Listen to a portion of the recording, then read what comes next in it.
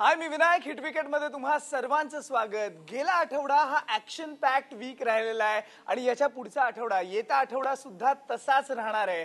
होळीचे दिवस जवळ आलेले आहेत. होळीचे दिवस आहेत, त्यामुळे जशी रंगांची उधळण होते तशी आपण किस्स्यांची उधळण सुद्धा या हिट विकेटच्या स्पेशल शो मध्ये करणार आहोत. आपल्याला माहिती आहे बरीच धमाल मस्ती झालेली आहे. गेल्या वेळेस आपण लकवर बोललो, त्या अगोदर प्रिपरेशनवर बोललो, पण आता आपण बोलणार आहोत ते म्हणजे अशा काही चित्रविचित्र किस्स्यांवर. आणि ते चित्रविचित्र किस्से आपल्याला दोन फुलटू कलाकार सांगणार आहेत, विक्रम साठे आणि सुनंदन लेले. या दोघांकडनं असे क्रिकेटचे प्लेयर्सचे वेगवेगळे किस्से, म्हणजे ज्याची आपण कधी विचार पण करू नाही शकणार असे किस्से आपण विचारणार आहोत या दोघांना. पण गेला आठवडा ऍक्शन पॅक्ड वीक, मी खूप मजा केली. म्हणजे माझ्यासाठी मिक्स्ड इमोशन वीक आपण असं म्हणू शकतो. कधी मी खूप हसलो, कधी जाम फ्रस्ट्रेट झालो, डोकं आपटलं, काय काय केलं. आणि माझ्याप्रमाणे बाकी सगळ्यांनी सुद्धा तेच केलं असेल. India south Africa, England West Indies, काय म्हणायचं. म्हणजे कसा होता तुझ्यासाठी गेला वीक, कसा होता? इंडिया साऊथ आफ्रिका नंतरच बोलूया. पण मला गंमत वाटली ती वेस्ट इंडिजची. कारण वेस्ट इंडिज म्हणजे आपण शाळेत खेळायचो ना, तशी बॅटिंग ऑर्डर होती त्यांची. म्हणजे तू कसं, अरे तू बॉलिंग पहिली टाकली ना, मग तू बॅटिंग शेवटची करायची, अशातला त्यांचा काहीतरी भाग चालू होता. आणि हाईट म्हणजे खरंच म्हणजे कोणी काही करत होतं. हाईट म्हणजे डॅरेन सॅमीनी एंड मॅच प्रेझेंटेशनला काय सांगितलं की रामनरेश सरवान बॅटिंगला जाऊ शकला नाही कारण तो नंबर 1 ला गेला होता, बाथरूम मध्ये होता तो, आणि त्याच्यामुळे बॅटिंग ऑर्डर बदलली. म्हणजे का आता कोचनी काय काय करावं रे. पण हे किस्से होतात. ऍशेस मध्ये एकदा रिकी पॉन्टिंगनी मायकल क्लार्कला अगोदर पाठवलं आणि मायकल क्लार्कनी 100 केला. सगळ्यांनी म्हणलं काय पॉन्टिंगची कॅप्टन्सी हो, ब्रिलियंट वगैरे. नंतर त्यांनी सांगितलं की तो नंबर 1 ला गेला होता आणि त्यामुळे त्याला मायकल क्लार्कला पाठवायला लागलं. परवाची सचिनचा तू किस्सा पाहिलास, तो शावरला गेल्यावर सगळे शावर मध्ये गेले. त्यामुळे काय काय मजेदार किस्से आता होत आहेत. इंडिया साऊथ आफ्रिका गेम, धोनीनी जे सांगितलं की गॅलरीसाठी खेळू नका, तुम्ही चांगलं इंडियासाठी खेळलं. पण धोनी असाच आहे, धोनी नेहमी सरळ बोलतो. सुनंदन, मला दरवेळेस मी तुम्हाला म्हणतो की तुम्ही मस्त जाऊन बघता, मॅचेस बघता, स्टेडियमवर जाऊन मजा करता, पण मला खरंच यावेळेस तुमची सुद्धा दया आली. कारण का आपल्याला माहितीये, मला माहितीये स्पेशली की भारत हरल्यावर आपल्या दोघांना किती दुःख होतं. आणि तो भारताचा मी दारुण पराभवच म्हणेन, कारण का हातातली मॅच घालवलेली आहे अक्षरशः. काय सांगाल, इंडिया साऊथ आफ्रिका मॅच स्टेडियमवर बसून बघणं हा काय अनुभव होता?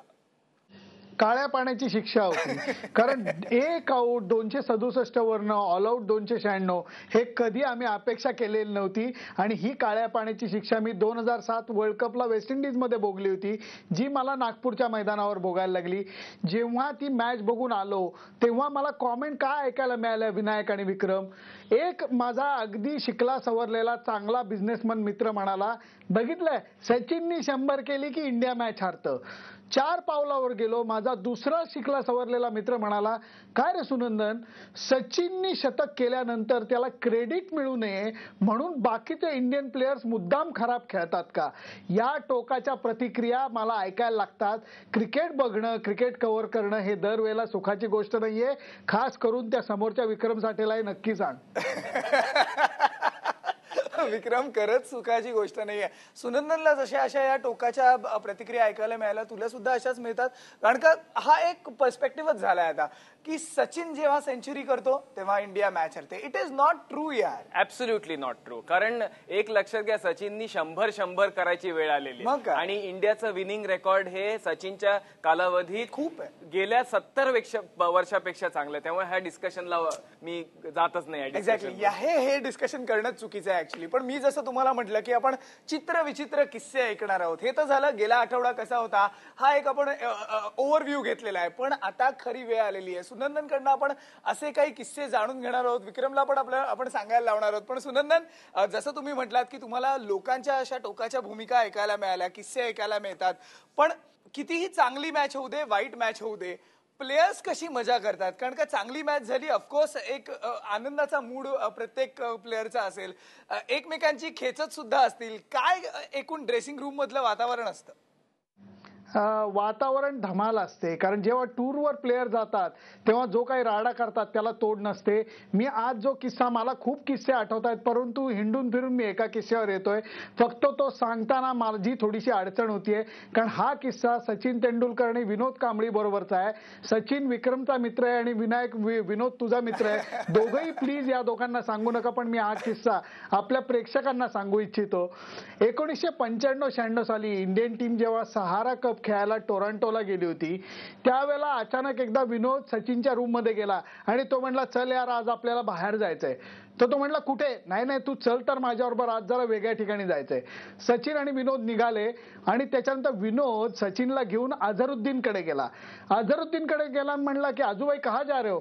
तर अजहर म्हणला, हम शॉपिंग के लिए जा रहे हैं. वही तो हम दोनों आपके साथ आने वाले.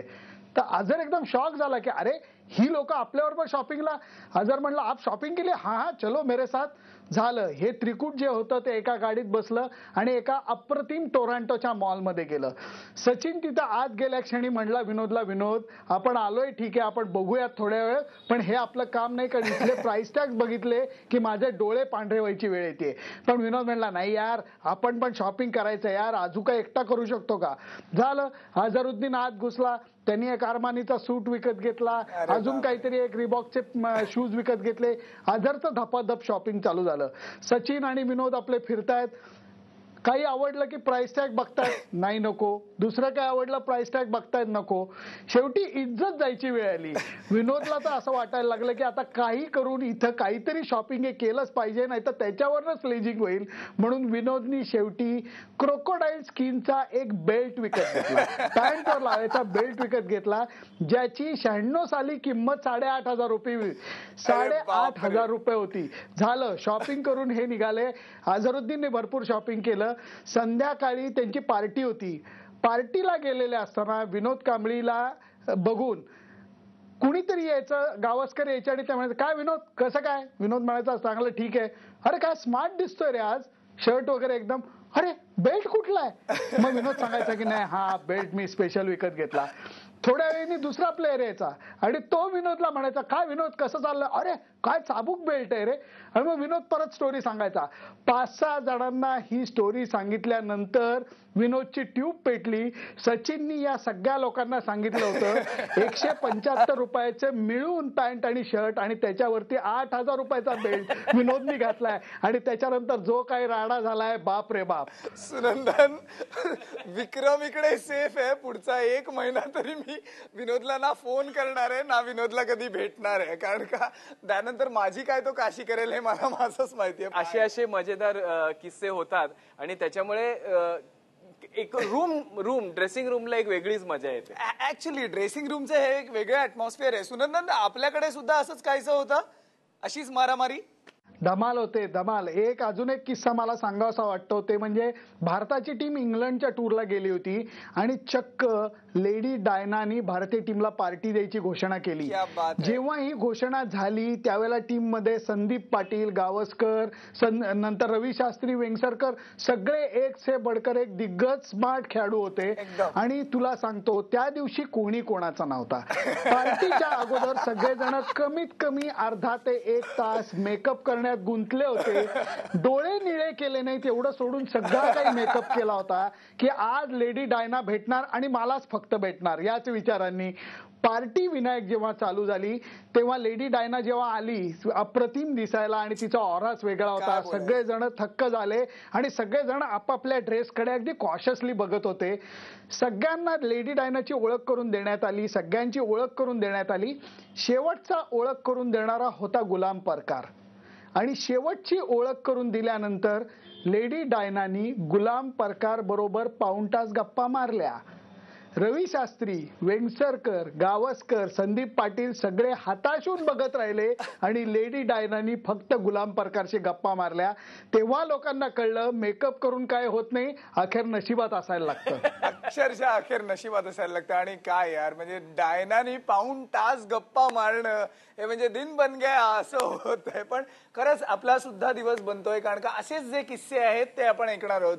प्लेयरचे किस्से झाले, पण स्लेजिंग हा एक असा अविभाज्य क्रिकेटचा घटक आहे.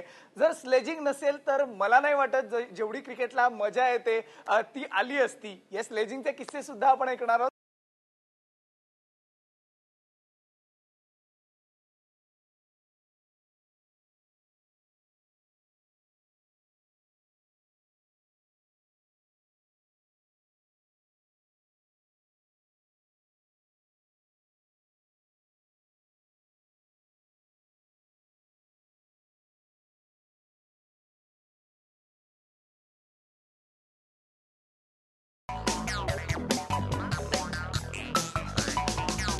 क्रिकेटमधले धमाल किस्से सध्या आपण ऐकतोय, पण जसं मी म्हटलं स्लेजिंग हा जर प्रकार क्रिकेटमध्ये नसता तर मला तर अक्षरशः खूप कमी मजा आली असती.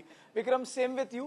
स्लेजिंग म्हणजे एक वेगळी मजा असते. ऍब्सोल्युटली. इयन चॅपल म्हणतो तसं की ऍज लॉंग एज पर्सनल नाही येते तोपर्यंत क्रिकेटमध्ये स्लेजिंग ही पाहिजेच पाहिजे.